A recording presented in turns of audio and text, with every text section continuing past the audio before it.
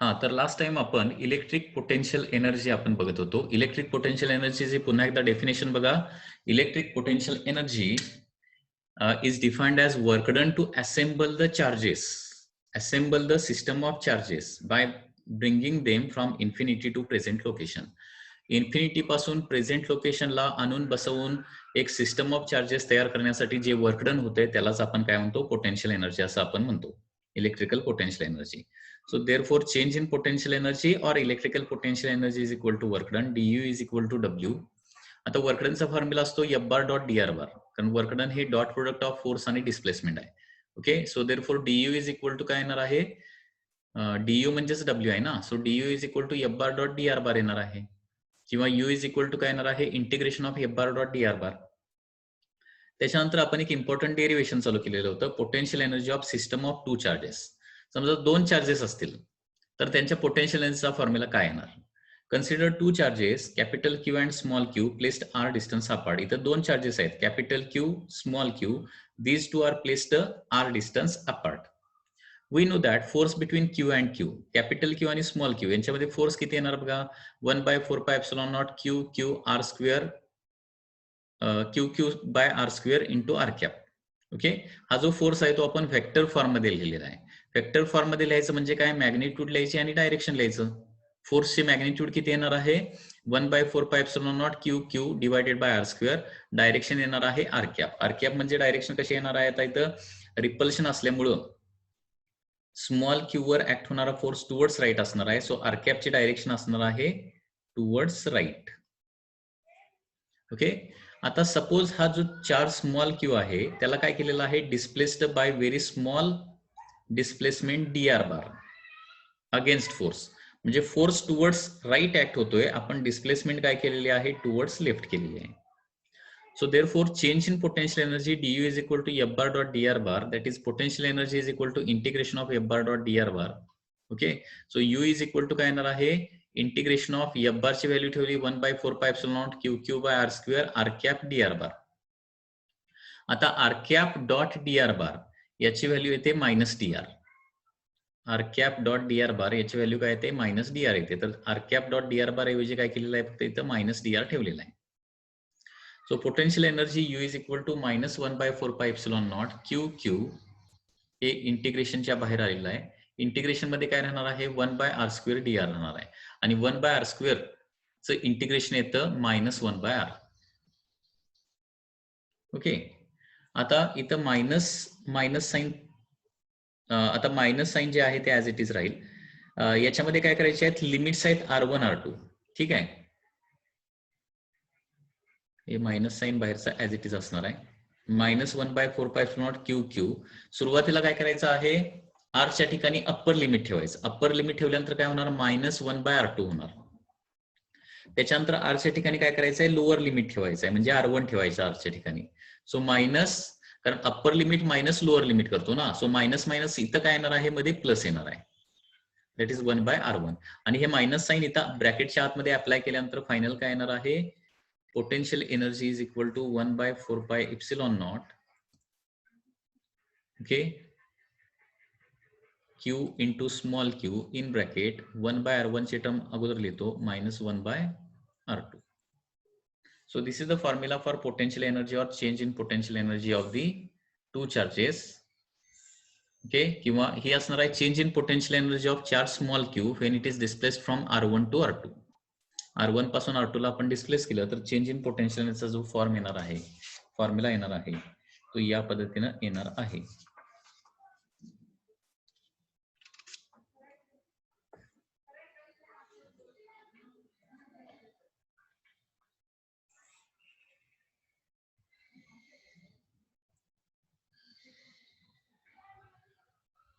हा, minus sign अजून इथं राहिले ना, मायनस साइन इथं राहिलेला आहे.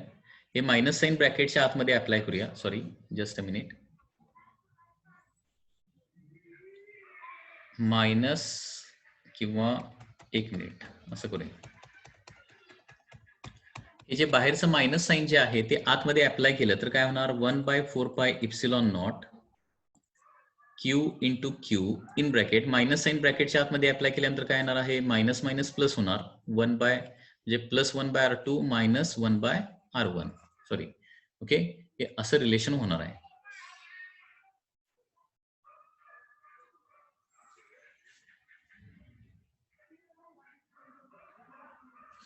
आता सपोज चार्जला इन्फिनिटी पासून R डिस्टन्सला आणलं तर काय होईल? If charge small q is displaced from infinity to R, then काय होणार बघा, इथं R1 is equal to infinity होणार आणि R2 इज इक्वल टू काय होणार आहे? R होणार. R1 इज इक्वल टू काय होणार? इन्फिनिटी होणार आहे. मायनस साइन हे बाहेरचं अप्लाय केलं नाही तर मायनस आतमध्ये, सो मायनस मायनस प्लस झालं 1/R2 आणि मायनसचं प्लसला अप्लाय केल्यानंतर इथं मायनस होणार आहे. Okay, so if charge Q is displaced from infinity to R, then R1 infinity असणार आहे आणि R2 is equal to R असणार आहे. अँड देअरफॉर पोटेन्शियल एनर्जी, जर चार्जला इन्फिनिटी पासून तिथं आणून ठेवलं तर पोटेन्शियल एनर्जीचा फॉर्म्युला येतो 1/4πε0 Q into Q in bracket 1/R2 म्हणजे R होणार, -1/R1 म्हणजे इन्फिनिटी होणार, 1/इन्फिनिटी म्हणजे 0 असतं. सो पोटेन्शियल एनर्जीचा फॉर्म्युला असा पण येणार आहे 1/4πε0 Q into Q divided by R. So this is the formula for electric potential energy. Okay, 1/4πε0 Q by R. म्हणजे थोडक्यात हा फॉर्म्युला तुम्हाला आता लक्षात ठेवावा लागेल. म्हणजे दोन चार्जेस Q आणि Q असतील आणि त्यांच्यामध्ये सेपरेशन R असेल तर पोटेन्शियल एनर्जी काय असते? 1/4πε0 Q into Q divided by R असणार आहे. Okay, so this is the concept of potential energy. आता याच्यानंतर पोटेन्शियल एनर्जी मेजर करण्यासाठी आपण काय करतो? कुठलं युनिट वापरणार? एनर्जी मेजरमेंटचं युनिट वापरणार, दॅट इज जूल. परंतु एनर्जी मेजरमेंटसाठी आणखी एक युनिट आहे आणि त्याला काय म्हटलं जातं? इलेक्ट्रॉन व्होल्ट असं म्हटलं जातं. ओके, तर इलेक्ट्रॉन व्होल्ट म्हणजे काय असतं ते आता जरा बघूया. Electron volt, okay, it is denoted bye E capital V, electron volt. तर इलेक्ट्रॉन व्होल्ट काय लक्षात घ्या. पहिली महत्वाची गोष्ट म्हणजे electron volt is unit of energy measurement, unit of energy measurement in generally atomic or nuclear physics.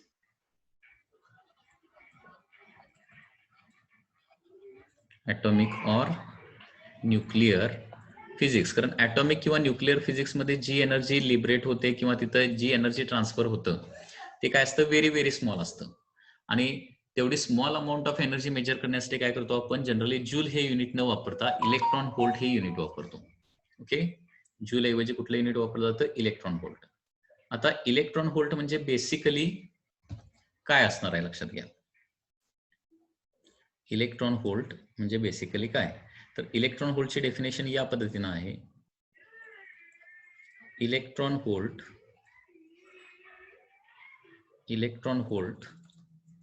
is defined as kinetic energy.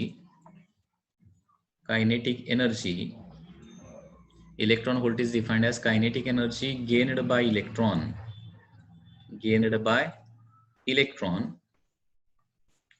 when it is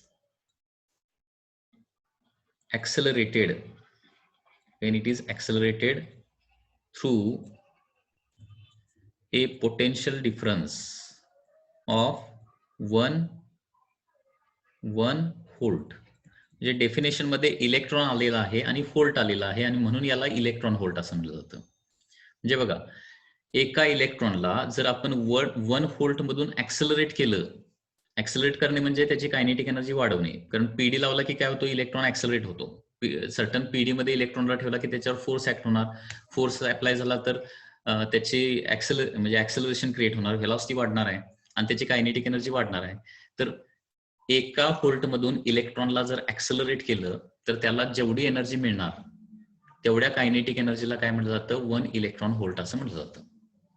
okay, so 1 electron volt is defined as kinetic energy gained by electron when it is accelerated through a potential difference of 1 volt.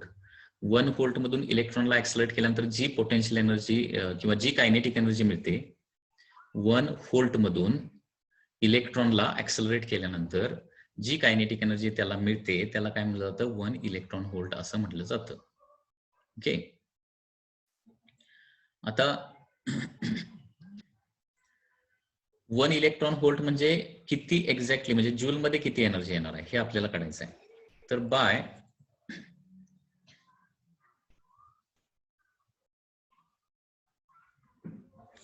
Kinetic energy constant कुठं आहे, kinetic energy gain म्हणजे increase होणार ना,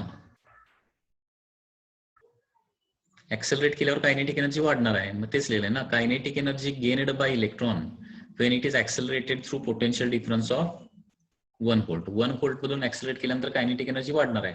तर ती वाढलेली kinetic energy जी आहे त्यालाच काय म्हणायचं, 1 इलेक्ट्रॉन व्होल्ट एनर्जी म्हणायचं. So by work energy theorem, हे बघा वर्क एनर्जी थेरम नुसार, वर्क एनर्जी थेरम नुसार काय होणार बघा, चेंज इन कायनेटिक एनर्जी म्हणजे काय असतं, वर्क डन असतं. Change in kinetic energy is always equal to work done. So therefore change in kinetic energy is equal to, आता इथं वर्क डन किती होणार बघा, वर्क डनचा फॉर्म्युला असतो potential difference into charge. Work डनचा फॉर्म्युला काय आहे, पोटेन्शियल डिफरन्स इंटू चार्ज. हे आता work done is equal to PD into charge कुठून आलं, तर पुढं तुम्हाला अजून पुढं कन्सेप्ट आहे ती. तर पोटेन्शियल डिफरन्स म्हणजे डेफिनेशन आहे work done divided by charge, अशी डेफिनेशन आहे पोटेन्शियल डिफरन्सची. ओके, पोटेन्शियल डिफरन्स म्हणजे वर्क डन बाय चार्ज असतं. So work done is equal to potential difference into charge आहे ना. So change in kinetic energy is equal to potential difference into charge आहे ना. आता बघा, when electron is accelerated through 1 volt काय होणार,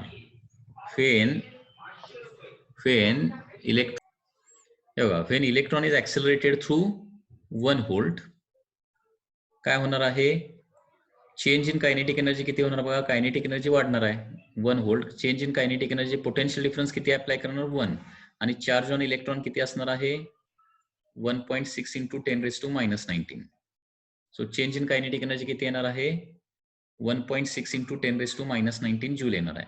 आता जी चेंज इन कायनेटिक एनर्जी आहे त्यालाच 1 इलेक्ट्रॉन व्होल्ट म्हटलं जातंय ना. So therefore 1 electron volt is equal to काय येणार आहे 1.6 इंटू 10⁻⁻19 जूल येते. ओके, अशा प्रकारे याचं प्रूफ आहे.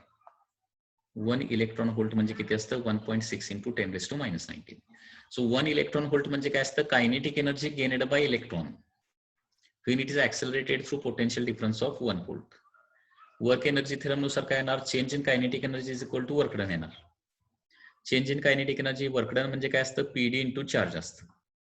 So change in kinetic energy बघा, पोटेन्शियल डिफरन्स किती पीडी मधून ऍक्सलरेट करणार आहे आपण 1 व्होल्ट मधून, किती चार्जला ऍक्सलरेट करणार आहे इलेक्ट्रॉनच्या चार्जला म्हणजे 1.6 इंटू 10⁻⁻19.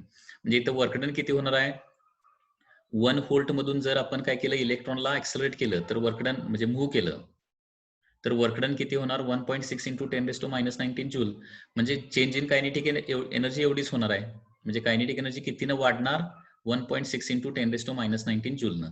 आणि ती जी कायनेटिक एनर्जी आहे म्हणजे ती जी चेंज इन कायनेटिक एनर्जी आहे त्याला काय म्हटलेलं आहे 1 इलेक्ट्रॉन व्होल्ट असं म्हटलेलं आहे. सो 1 इलेक्ट्रॉन व्होल्ट म्हणजे किती येतं 1.6 इंटू 10⁻⁻19 जूल येतं, हे लक्षात ठेवायचं. Okay, 1 electron volt is equal to 1.6 into 10⁻⁻19 joule.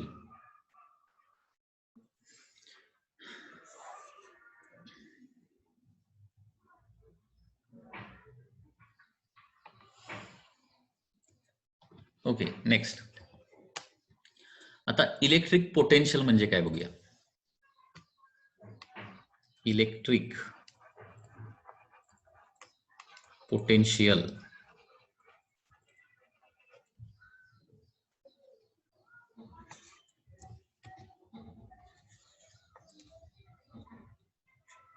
Electric potential आता इलेक्ट्रिक पोटेन्शियल म्हणजे काय असतं बघा, तर याची डेफिनेशन या पद्धतीनं आहे. Electric potential at A point. आता इलेक्ट्रिक पोटेन्शियल काय असणार आहे, कुठं असणार आहे, इलेक्ट्रिक फील्ड मधल्या एखाद्या पॉइंटला असणार आहे. इलेक्ट्रिक फील्ड मधल्या प्रत्येक पॉइंटला काहीतरी इलेक्ट्रिक पोटेन्शियल असतं. आता इलेक्ट्रिक पोटेन्शियल म्हणजे काय, electric potential at A point in electric field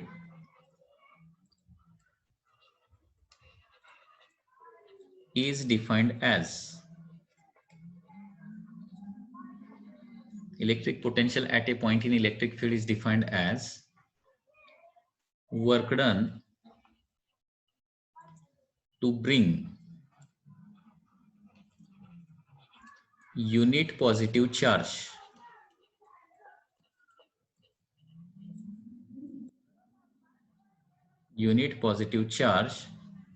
from infinity to that point. तर अशा प्रकारे इलेक्ट्रिक पोटेन्शियलची डेफिनेशन आहे.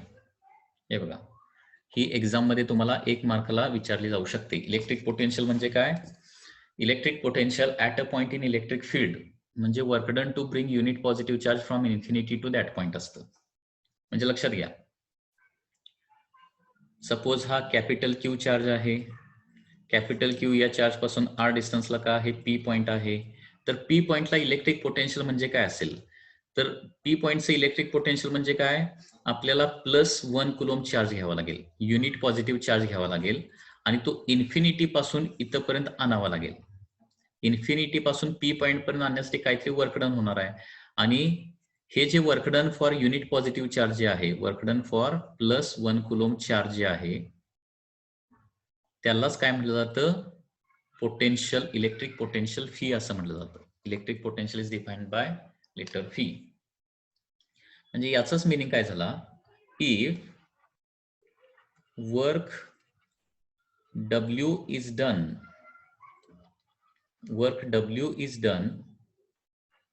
टू, समजा आपण किती वर्क डन झालं, W वर्क डन झालं, to move or to bring. Suppose work W is done to bring charge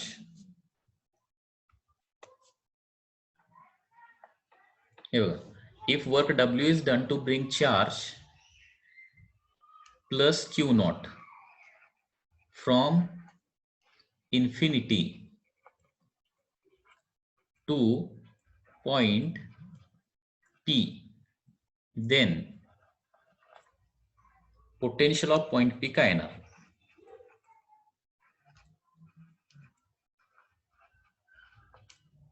potential of point P that is phi is equal to, बघा पुन्हा एकदा मी सांगतो व्यवस्थित. इलेक्ट्रिक पोटेन्शियल म्हणजे काय असतं, 1 कुलॉम चार्जला इन्फिनिटी पासून पी पर्यंत आणण्यासाठी होणारं वर्क डन. इलेक्ट्रिक पोटेन्शियल म्हणजे काय, +1 कुलॉम चार्जला इन्फिनिटी पासून पी पर्यंत आणण्यासाठी होणारं जे वर्क डन आहे त्याला इलेक्ट्रिक पोटेन्शियल म्हणायचं. आता समजा इथं +Q0 चार्जला इन्फिनिटी पासून तिथपर्यंत आणण्यासाठी वर्क डन समजा किती झालंय, W झालंय, तर त्याच्यानुसार काय येणार आहे, W/Q0 पोटेन्शियल येणार. मग कारण हे वर्क डन W जे आहे ते कुणाला झालंय, 1 कुलॉम चार्जला झालेलं नाही, ते Q0 चार्जला झालंय. Q0 म्हणजे 2 कुलॉम असेल, 3 कुलॉम असेल, 5 कुलॉम असेल. सपोज फॉर एक्झाम्पल 5 कुलॉमला आणण्यासाठी वर्क डन W होत असेल, तर 1 कुलॉमला किती येणार, W/5 करावं लागेल, बरोबर ना. 10 कुलॉमला आणण्यासाठी वर्क डन W होत असेल, ओके, तर W/10, कारण वर्क डन 1 कुलॉम साठी पाहिजे आपल्याला. 1 कुलॉम साठी झालेलं वर्क डन म्हणजे इलेक्ट्रिक पोटेन्शियल, 1 कुलॉम साठी झालेलं वर्क डन म्हणजे इलेक्ट्रिक पोटेन्शियल. म्हणजे पुन्हा एकदा बघा, 200 जूल ऑफ वर्क जर झालं, कशासाठी, 4 कुलॉम चार्जला इन्फिनिटी पासून आणण्यासाठी, त्या पोझिशन पर्यंत आणण्यासाठी, तर त्या पोझिशनचं इलेक्ट्रिक पोटेन्शियल काय येणार आहे, 200 जूल 4 कुलॉमला आहे, तर 1 कुलॉमला किती येणार, मग 200/4 म्हणजे 50 व्होल्ट येणार. 50 व्होल्ट त्याचं पोटेन्शियल येणार. या पद्धतीने आहे, लक्षात घ्या. Electric potential at a point in electric field is defined as work done to bring unit positive charge from infinity to that point. आणि याच्यामध्ये if W is the work done to bring charge, Q naught from infinity to point P, then potential of point P is given by formula phi is equal to W by Q naught. आता बघा W आणि Q naught दोन्हीही scalar quantity आहेत. Work is a scalar, charge is also scalar, and therefore electric potential is also a scalar quantity. Okay. Electric potential is a scalar quantity.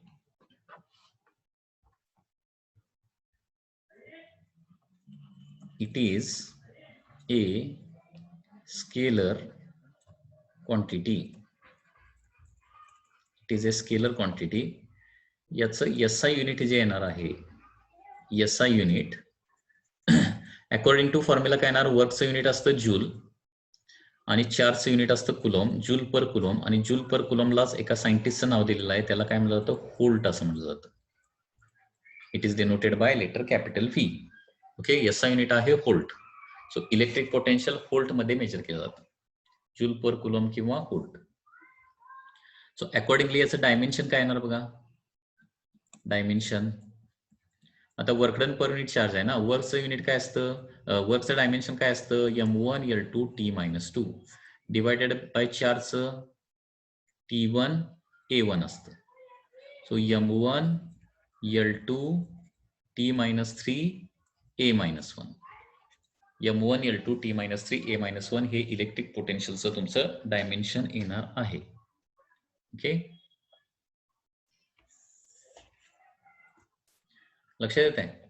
आता electric पोटेन्शियलचा formula आपल्याला derive करायचा आहे.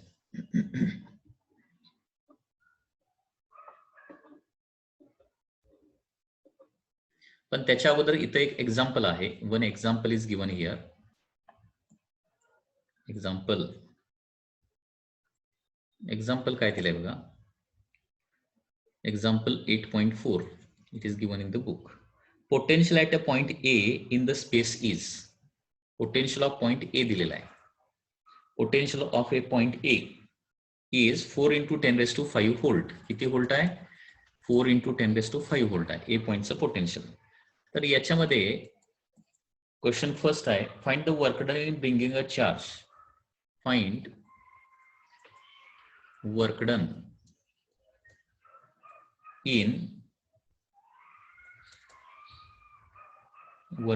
in bringing a charge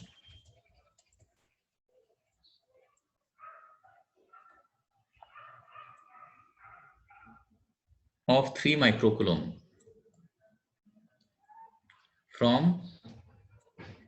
from infinity to point A.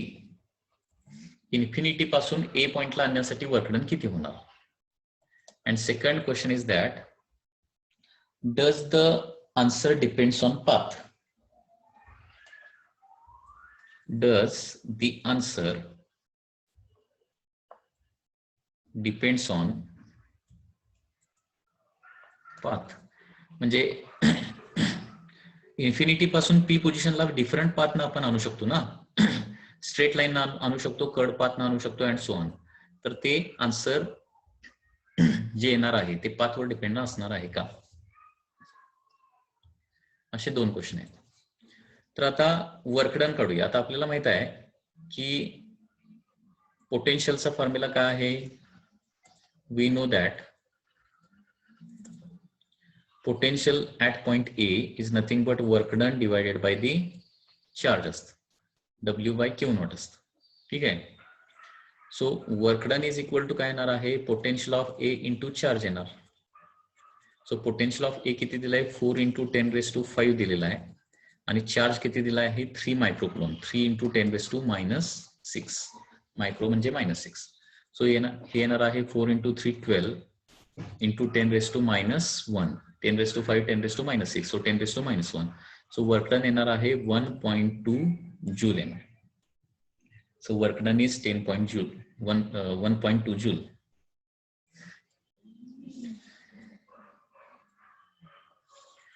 म्हणजे potential माहित असेल एखाद्या पॉइंटचं तर infinity पासून तिथपर्यंत आणण्यासाठी होणारा वर्क डन देखील आपण फाइंड आउट करू शकतो.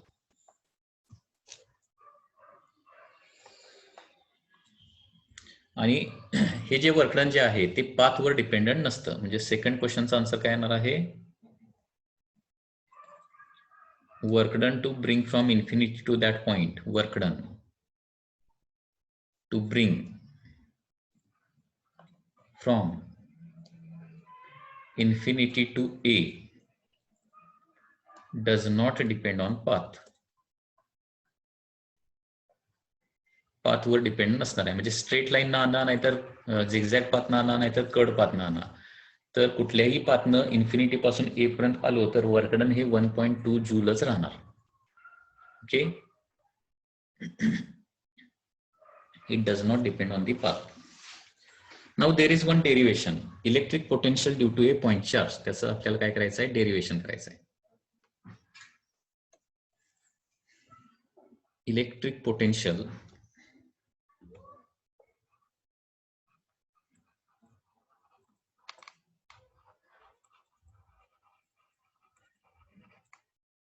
Due to a point charge, म्हणजे एका सिंगल चार्ज मुळे, सिंगल पॉइंट चार्ज मुळे किती इलेक्ट्रिक पोटेन्शियल तयार होणार आहे ते आपल्याला फाइंड आउट करायचं. कसं फाइंड आउट करता येईल बघूया. Suppose there is a charge capital Q, okay, and from this charge Q at a distance r, suppose there is a point, there is another charge Q naught, okay, किंवा at a distance r there is a point P. Q या charge पासून r डिस्टन्सला काय आहे, P point आहे. तर P पॉइंटचं electric potential आपल्याला find out करायचं आहे.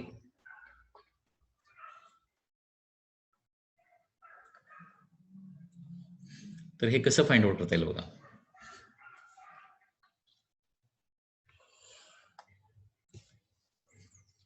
Consider a charge Q, consider a point charge Q and a point P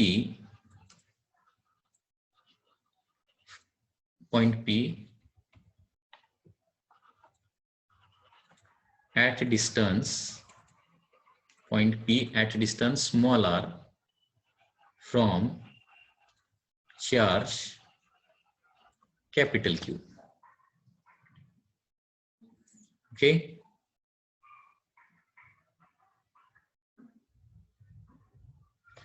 there is one question that instead of infinity, if you find for particular 2 points, it will depend on path or not. Between 2 points also it does not depend on path.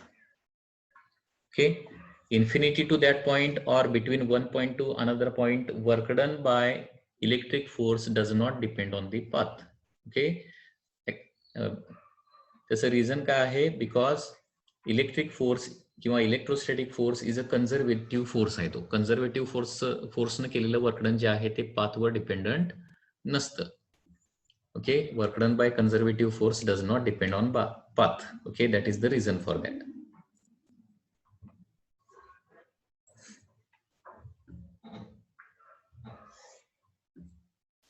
Consider a point charge Q and a point P at a distance r from charge Q.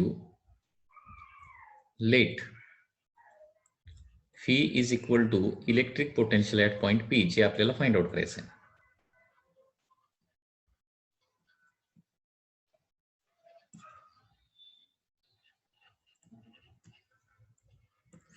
ठीक आहे, आता काय करायचं आहे,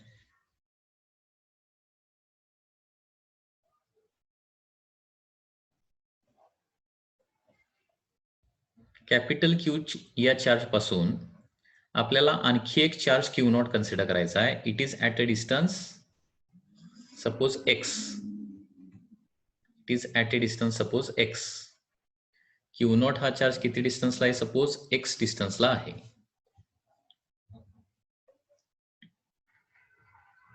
Consider a point charge Q naught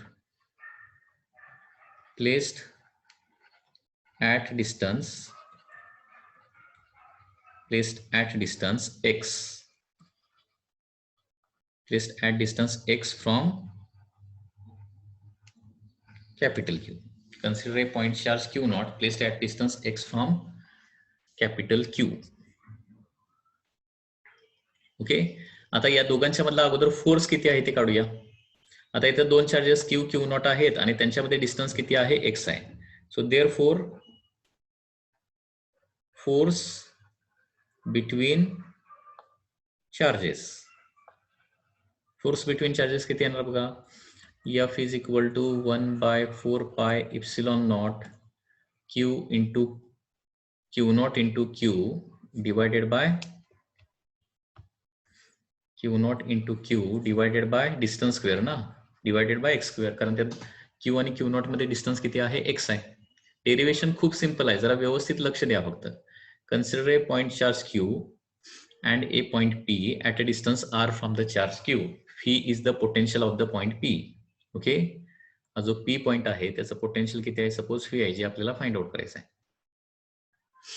तर त्याच्यासाठी काय केलेलं आहे आपण, आणखी एक चार्ज कन्सिडर केलेला आहे Q not x डिस्टन्सला.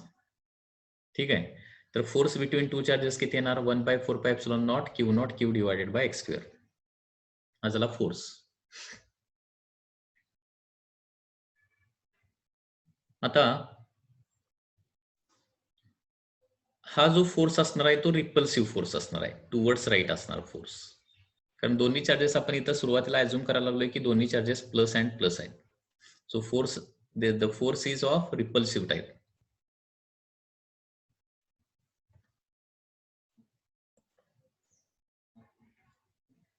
Force is towards right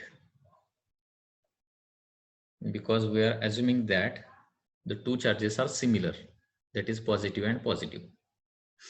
आता एवढा फोर्स ऍक्ट होत असताना काय करायचं आहे, त्याला डिस्प्लेस करायचं आहे by very small amount dx against force. म्हणजे आता आपण डिस्प्लेसमेंट करणार आहे, कोणीकडे डिस्प्लेसमेंट करणार आहे बघा, ही जी डिस्प्लेसमेंट करणार आहे ती आपण टुवर्ड्स लेफ्ट करणार आहे डिस्प्लेसमेंट. कितीचे डिस्प्लेसमेंट करायचे आहे, very small displacement dx Q naught ची. Okay, suppose now Q naught is displaced by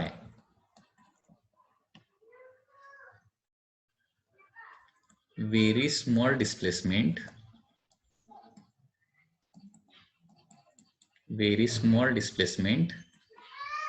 dx against force,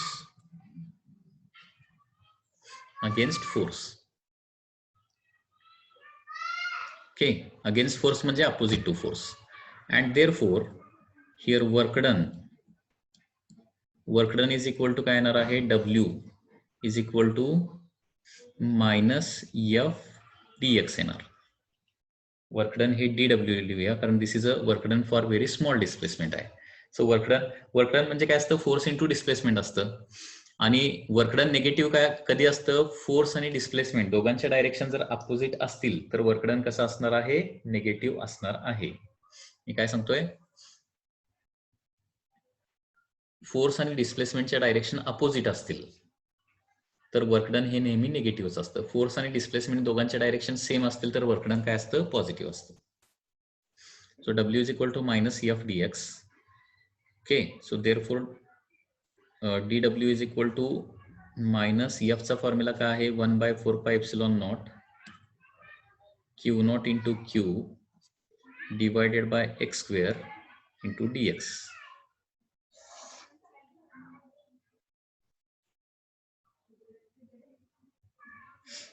okay, now आता हे वर्कडन काय झालं, व्हेरी स्मॉल डिस्प्लेसमेंटचं वर्कडन झालं. आपल्याला वर्कडन कुठलं पाहिजे आहे, पोटेन्शियल काढण्यासाठी इन्फिनिटी पासून त्या r डिस्टन्स पर्यंतचं वर्कडन पाहिजे. So therefore total work done from infinity to that position म्हणजे r, हे काय करावं लागेल, इंटिग्रेशन ऑफ dw करावं लागेल. इन्फिनिटी पासून r पर्यंत इंटिग्रेशन करावं लागणार आहे. So integration of minus 1 by 4 pi epsilon naught q naught q divided by x square dx. Limits are from infinity to r. Okay, so work done is equal to minus 1 by 4 pi epsilon naught त्याचबरोबर Q not into Q हे सगळं बाहेर येईल जे constant आहे ते minus q naught q divided by 4 pi epsilon not बाहेर येईल आणि इंटिग्रेशन मध्ये काय राहणार 1 बाय एक्स स्क्वेअर डीएक्स राहणार आहे. लिमिट्स आर इन्फिनिटी पासून आर पर्यंत येणार limits. So W is equal to minus q naught q divided by 4 pi epsilon naught आणि याला लिमिट्स येणार आहे sorry 1 by x square dx 1 by x square dx म्हणजे 1 बाय एक्स स्क्वेअरचं integration काय येतं मायनस 1 बाय एक्स येतं. 1 by x square 1 by x स्क्वेअरचं इंटिग्रेशन काय येतं मायनस 1 बाय एक्स. लिमिट्स काय असणार आहेत इन्फिनिटी टू आर. सुरुवातीला अप्पर लिमिट ठेवूया आणि नंतर लोअर लिमिट ठेवूया. अप्पर लिमिट ठेवलं तर मायनस 1 बाय आर होणार minus in bracket 1 by infinity. सुरुवातीला अप्पर लिमिट ठेवलं नंतर लोअर लिमिट ठेवलं. आता 1 बाय इन्फिनिटी म्हणजे झिरोच येतं. 1 बाय इन्फिनिटी म्हणजे काय येणार आहे 0 येणार आहे. And therefore work done is equal to काय येणार आहे आता मायनस मायनस साइन कॅन्सल होईल आणि वर्क डन येणार 1 by 4 pi epsilon naught q naught divided by r. लक्षात येते का 1 बाय आर राहिलं मायनस मायनस प्लस झालं 1 by 4 pi epsilon naught q into q divided by r. So this is the work done from infinity to that point. आता work done मिळालं तर potential काढू शकतो. पोटेन्शियल इज इक्वल टू काय असतं work done bye Q not असतं ना.